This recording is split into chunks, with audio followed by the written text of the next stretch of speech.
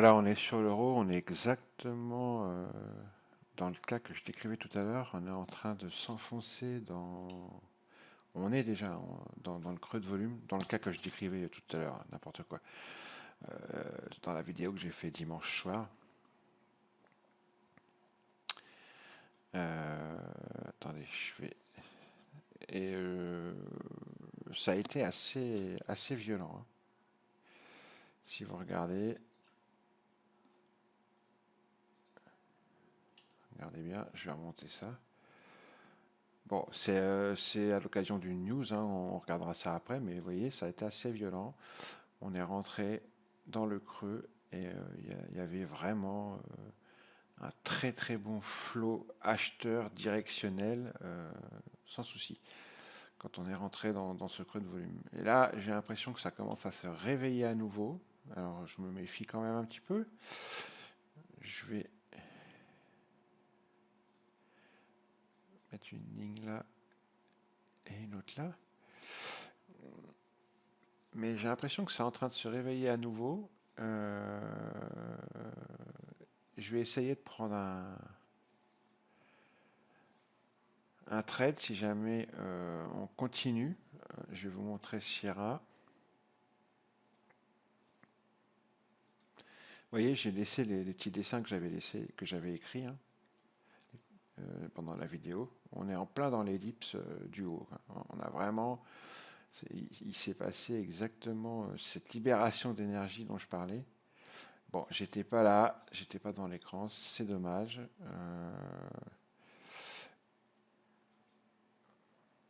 C'est toujours un petit peu ça le souci, c'est qu'il faut être devant l'écran au moment où. Zut, j'ai un souci avec Sierra. Bon, c'est pas grave, je vais la redémarrer. Il faut être devant l'écran au moment où ça part. C'est le problème. Bon, là, en tous les cas, il faudrait qu'on essaye de matérialiser, même si on vient après le son du canon, je trouve, hein, parce qu'on a le joli mouvement. En fait, c'était le premier qui s'est déroulé vers 13h30. Le mouvement quand on est rentré dans ce creux. Mais ça peut continuer encore. J'attends justement de voir des indices tout simplement un gros flot acheteur qui rentrerait, qui casserait ces deux niveaux que j'ai tracés là. Et là, je ferai un scalp sans souci. Je vais essayer de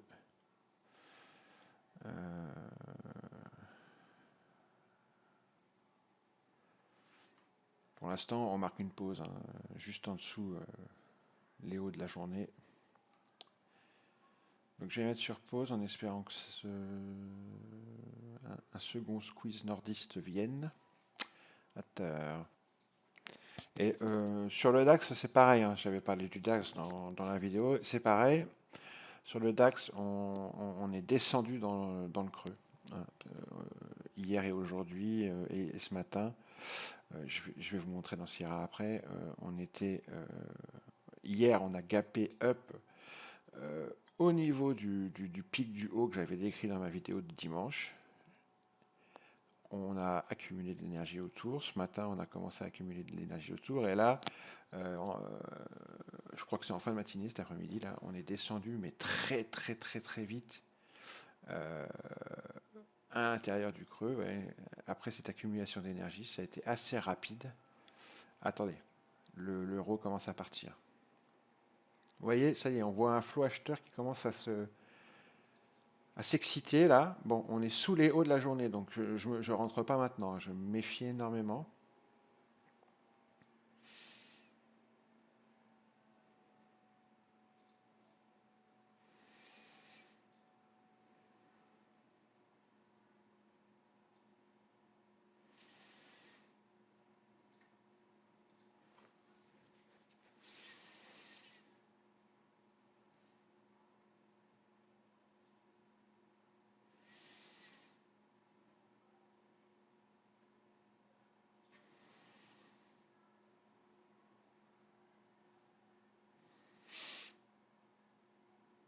Donc, sur le DAX, il s'est passé la même chose, mais dans le sens inverse. Euh, on a vraiment, je vais vous montrer vite fait, on va y aller vite fait sur le DAX. Boum, voilà. Ce matin, on est descendu, enfin cet après-midi, là, dans le creux, à une vitesse, et depuis, on n'arrête pas de descendre, de descendre, de descendre, de descendre, de descendre, de descendre, de descendre, de descendre. Donc, pour ce qui est du DAX, pareil, mission accomplie, j'ai envie de dire. Je vais vous montrer dans Sierra ce que ça a donné. Et donc, vous allez pouvoir constater que c'est vraiment deux belles configs techniques qu'on avait là. Et c'est pareil, j'étais là pour l'ouverture du DAX ce matin à 8h, mais bon, après ce matin, je ne pouvais pas être là parce que cette semaine, je, je, je traite qu'à temps partiel.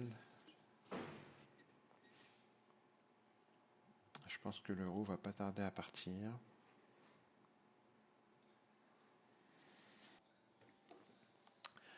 Bon, ben écoutez, l'euro marque bien un gros temps d'arrêt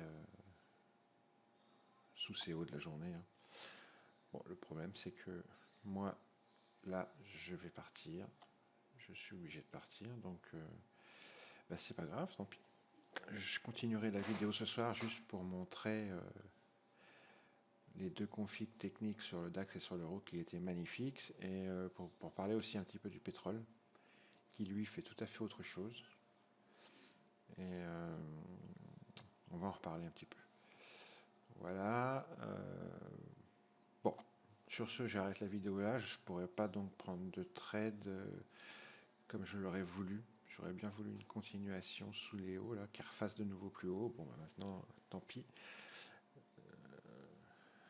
Il fallait être là au bon moment, c'est-à-dire vers 13h30, ici, quand on a commencé à rentrer dans tous ces stops que j'avais décrits dans la vidéo de dimanche, quand on a commencé à libérer toute cette énergie que j'avais décrite dans la vidéo de dimanche.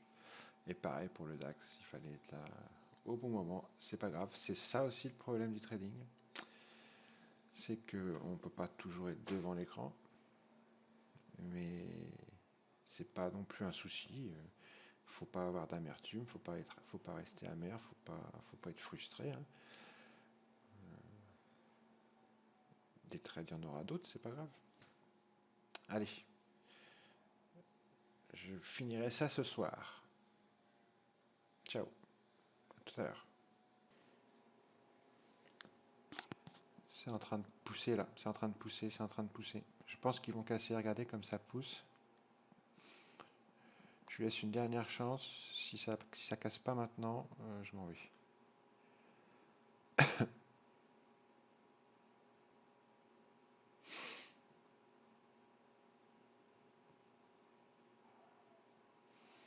Parce que le problème, c'est que ça peut juste être de la poussette pour aller revendre encore une fois de plus ici. Sauf que ça fait quand même une fois, deux fois, trois fois, quatre fois qu'on attaque ce niveau, cette zone. Donc à un moment donné, elle va bien finir elle va finir par péter quoi, la zone, c'est obligé, hein. Si je regarde rapidement Sierra, on est encore très éloigné de l'objectif. Alors Sierra, depuis tout à l'heure, j'ai un souci. Bon, on va y revenir plus tard, c'est pas grave. On est encore très éloigné sur l'euro de l'objectif final. On peut l'atteindre ce soir. Non, ça veut pas, il n'y a pas le peps. Alors, c'est pas grave, allez, moi, il faut que j'y aille. C'est tant pis. Ah, ça y est, ça commence à déferler. Ok, ça devient intéressant. Voilà, là, c'est ça que j'aime. Allez, il faut que ça pousse.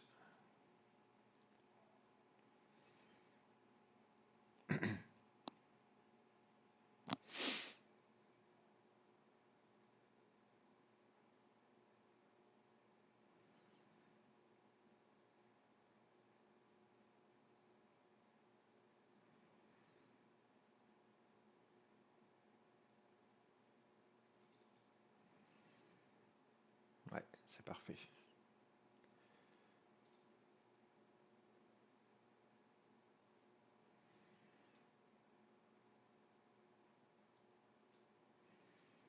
Hop, j'ai été exécuté. Encore une petite poussette comme on vient d'avoir là. Et moi, ça fera mon scalp.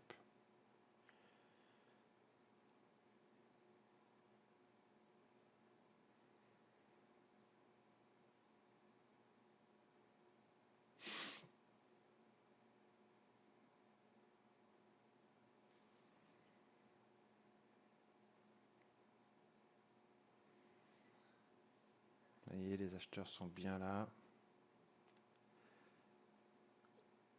Au bid, on a du monde qui se présente aussi dans le carnet pour essayer d'être exécuté. Il y a certainement aussi un petit peu de spoofing dans le lot.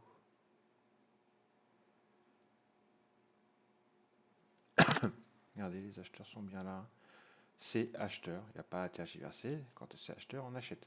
Quand c'est vendeur, on vend. Il n'y a pas de recette miracle. Voilà. Et vous savez quoi? Moi, je vais terminer ici. Voilà. Et j'ai fait 281 $ en à peine 1 minute, 2 minutes. Voilà, c'est tout. Je suis content. Je vais pouvoir aller bosser. J'ai fait mon petit trade de l'après-midi. Impeccable. Et on reviendra sur la config technique ce soir. Je finirai la vidéo ce soir. Ciao. Tout à l'heure. Juste pour vous montrer où est-ce que ça se passe tout ça hein, dans Sierra. Vous voyez, on est en train de faire la seconde salve. On est en train d'arriver au deuxième pic. Hein, d'accord? Donc on s'est engouffré dans ce creux. Hein, vous vous rappelez la vidéo de dimanche où j'ai laissé les annotations que j'avais mis pour que vous vous en souveniez. On est en train de faire un beau mouvement du même type que ce mouvement-là, mais cette fois-ci vers le nord. Allez, à ce soir. Donc voilà, me revoilà. Je suis revenu, il est 8h moins 10. Qu'est-ce que je dis? Si, il est 8h moins 10. Je sais même pas. Oui, c'est ça. Et je vais finir la vidéo. Donc, l'euro, je reviens sur l'euro. La configuration était formidable. Et je suis même surpris que l'extraction de la zone dont je vous parlais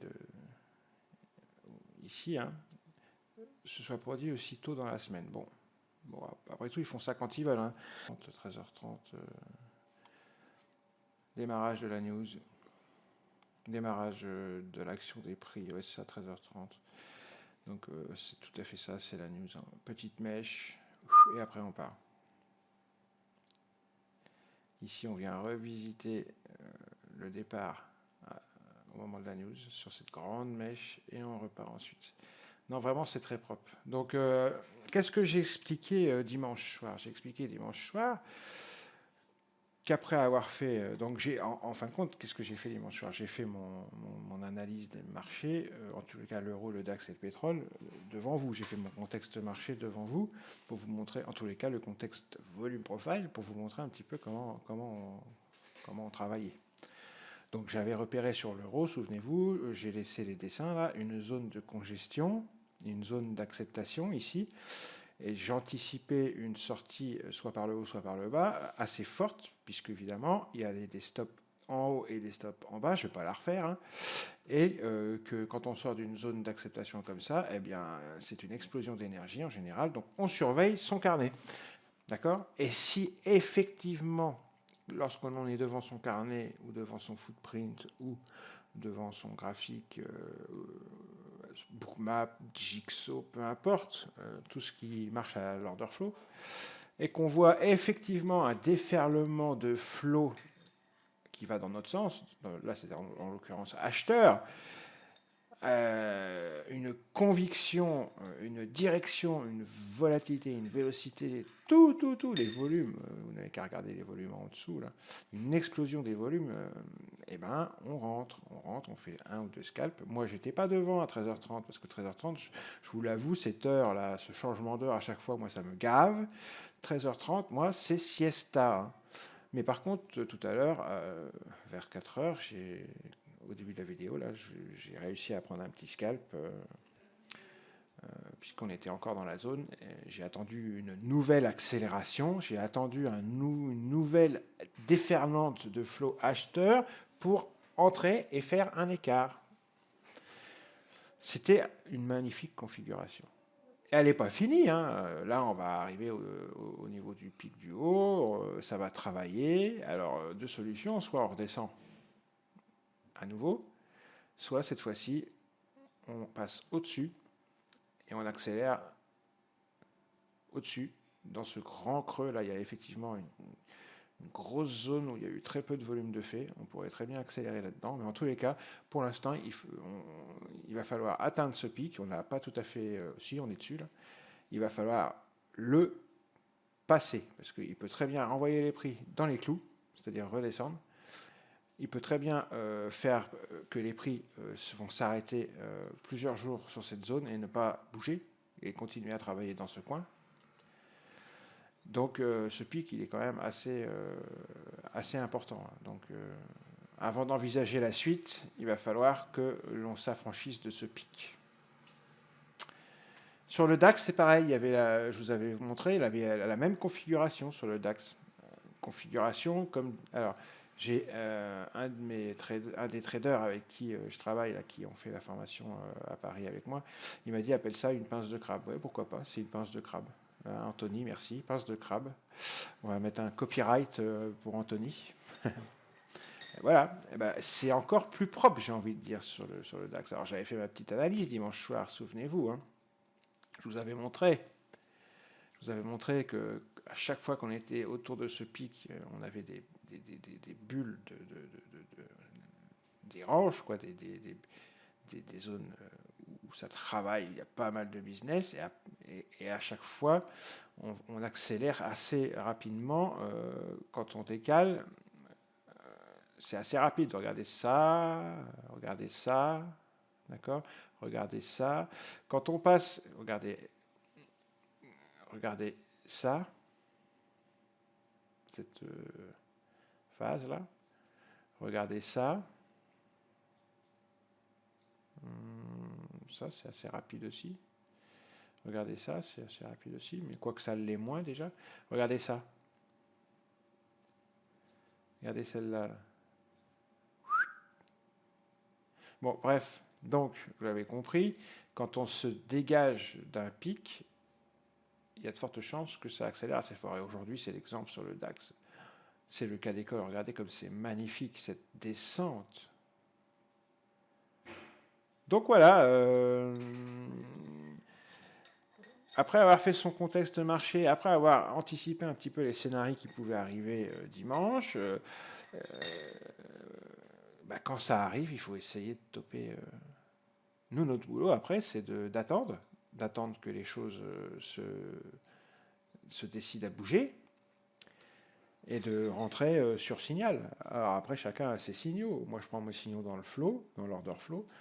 Voilà, chacun prend ses signaux où il le veut. Hein. Moi, pour moi, c'est l'order flow le plus pertinent parce que c'est là que je vois qui a la main, tout simplement. Je voulais montrer rapidement Bookmap, donc à 13h30. Hein. Alors, le DAX, ça a commencé un petit peu plus tôt, non, il me semble. Non, c'est ça, 13h30 aussi. Ils ont fait du car wash, hein, et après, ils ont descendu.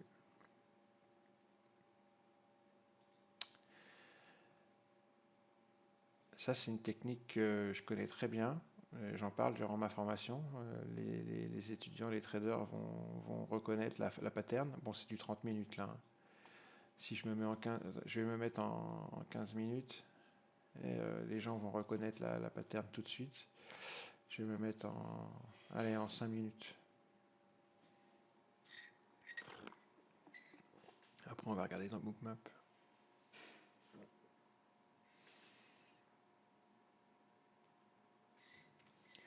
Pourtant, on n'a pas eu une news qui sortait des clous, mais malgré tout, ils se sont servis de cette news pour faire du pétage de stop à la sauce market maker. C'est très net. Je vais vous le montrer. En attendant, on va regarder. Alors, le DAX, tac. Voilà. On va le resserrer un petit peu. Et on va se mettre à 13h30. Voilà.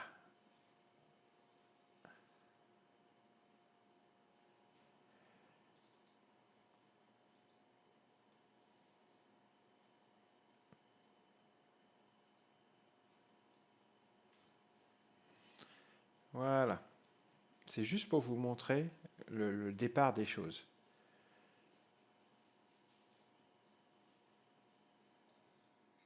13h30, la news sort. Bon, on fait pas grand-chose. Mais regardez. Ce type de mouvement. Alors, 13h30, c'est ici. La news sort. On ne peut pas faire grand-chose. Ça sort. Boum. Ça monte. Là, il y a une pattern, donc les étudiants de la formation vont la reconnaître. Hein. Tac, tac, tac. Ça monte. Et ensuite, on prend le contre-pied. On dépasse le point de départ de la news qui se trouve ici. Et ça déferle. Et là, venez pas me dire qu'on ne voit pas le flow vendeur. Hein. Ok. Il y a très peu de retracement, il y a très peu d'overlap, comme disent les anglo-saxons. Ça trace plein sud avec des gros volumes vendeurs. Sur ce premier mouvement qui dure à peu près un quart d'heure, entre 13h30 et 13h45, hein, d'abord le premier mouvement de type algorithmique, ensuite la fameuse pattern préférée des brokers suite à une news, et ensuite 10-15 minutes après la news, ce magnifique mouvement, et c'est là, à ce moment-là, qu'on rentre dans le creux. Je vous remets Sierra. Vous allez voir, c'est à ce moment-là. Hop, voilà. La news à 13h30, c'est là. On va chercher le pic. Fake. Gros fake. Hein. Et ça, c'est... Ceux qui suivent ma formation, excusez-moi, je le répète, mais ils savent que ça, c'est du fake. Ils attendent de voir quelque chose de très important. Notamment, une des choses importantes, c'est qu'on prend le contre-pied, on repasse après, au-delà du point de départ de la news qui est là. Tac. Et on rentre dans le creux. Donc ce premier mouvement-là, c'était magnifique. Bon, c'était à 13h30, alors bon... moi, c'était la sieste à cette heure-là, c'est dommage. Bon, ça aurait été en temps normal, 14h30, c'était magnifique. Il y avait de quoi faire un trade magnifique sur ce mouvement, je le répète. Ensuite, ça retravaille un petit peu, normal, il y a des rebonds, hein, et ça repart tranquillement. Regardez les phases de marché qu'on a ici.